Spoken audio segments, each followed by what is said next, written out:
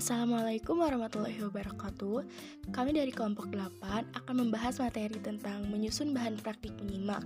Adapun anggotanya yaitu Aulia Gilang, Dipa Hoirunisa, Nenen Diana, dan Ridwan Nugraha. Selamat menyaksikan. Mengapa kita perlu menyusun bahan praktik menyimak? Agar pesan yang akan disampaikan pembaca kepada penyimak bisa dipahami dengan baik sesuai dengan konsep, gagasan, dan informasi yang ingin disampaikan.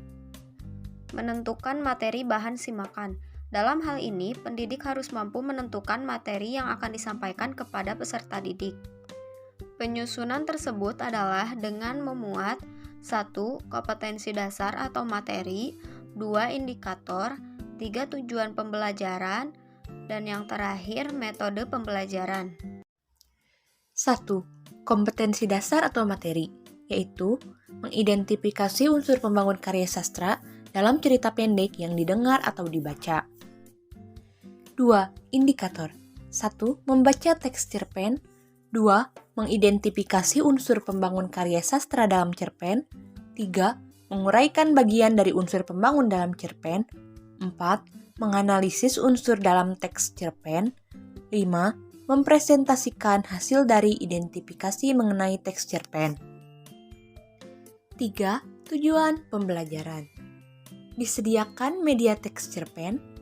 Pendidik membacakan teks tersebut sehingga para peserta didik bisa menyimak isi teks, sehingga mampu untuk mengidentifikasi, menguraikan, dan menganalisis unsur teks cerpen tersebut. Lalu, peserta didik mempresentasikan hasil kerjanya di depan kelas. Yang keempat, metode pembelajaran. Metode yang dilakukan pendidik yaitu menyimak, analisis, dan presentasi. Lalu, ada menentukan bahan ajar. Setelah penyusunan materi, pendidik harus mampu memilih mana bahan ajar yang cocok untuk materi teks cerpen. Contoh bahan ajar yang cocok yaitu buku dan LKS. Dalam bahan ajar ini ada beberapa hal yang harus dipahami, yaitu kemudahan dan kesulitan menyampaikan bahan ajar tersebut. Bahan ajar yang akan kita gunakan adalah buku dan modul. Berikut contoh gambaran pengajar yang sedang membacakan teks cerpen kepada para peserta didik.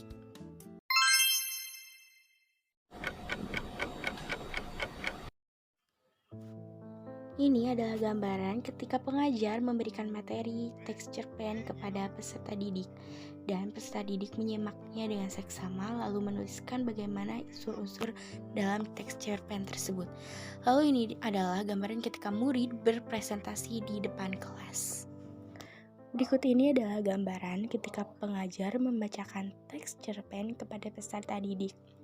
Teks cerpen yang akan dibacakan yaitu berjudul Cerita Cinderella. Dahulu kala, hidup seorang gadis bernama Cinderella yang tinggal bersama dengan ibu tiri dan saudara tirinya. Ibu dan saudara tirinya tersebut sangat kejam kepada Cinderella. Suatu hari, ibu tiri dan saudara perempuannya itu akan menghadiri sebuah pesta bola di istana. Namun, Cinderella tidak diizinkan pergi oleh mereka. Beruntungnya, ada ibu peri yang membantu Cinderella untuk pergi menghadiri pesta di istana. Cinderella pun mengenakan gaun yang indah dan mengendarai kereta kuda yang elegan. Namun, syaratnya Cinderella harus pulang sebelum tengah malam tiba. Cinderella datang ke pesta dan membuat kagum semua orang. Dirinya berdansa dengan pangeran sampai waktu menunjukkan tengah malam dengan tanda bunyi bel. Tring! Setelah itu, ia lari dari istana dan gaun ajaibnya berubah kembali menjadi pakaian biasa.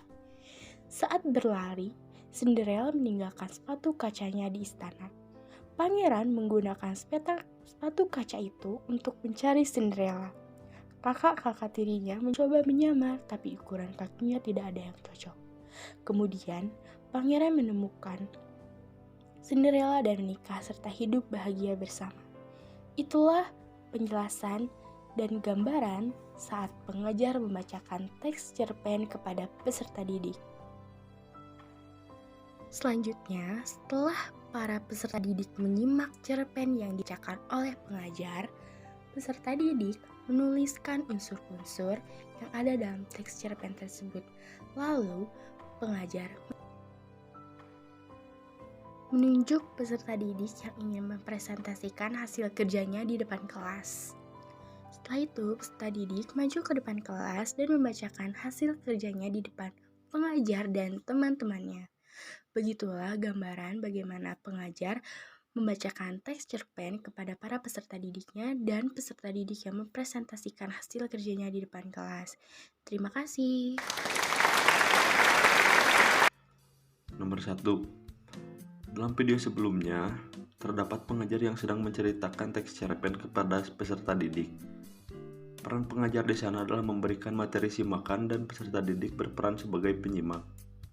Nomor 2. Setelah peserta didik selesai menyimak teks cerpen tersebut, pengajar menugaskan peserta didik untuk mengidentifikasi, menguraikan, menganalisis, lalu mempresentasikan hasil kerjanya di depan kelas. Kesulitan. Adapun kesulitan dalam bahan ajar tersebut yaitu 1. Peserta didik yang kurang memperhatikan. 2. Kurangnya pemahaman peserta didik tentang materi yang disampaikan. 3. Kurangnya konsentrasi peserta didik ketika menyimak teks cerpen sehingga menyebabkan peserta didik kesulitan dalam menentukan unsur yang ada dalam teks cerpen. Kemudahan. Jika peserta didik menyimak teks cerpen dengan baik, maka akan mudah untuk menentukan unsur yang ada dalam teks cerpen tersebut. Lalu, ada juga dalam penyampaian bahan ajar dalam bentuk buku atau modul, pengajar jadi lebih mudah untuk mencari teks cerpen yang akan disampaikan. Terima kasih.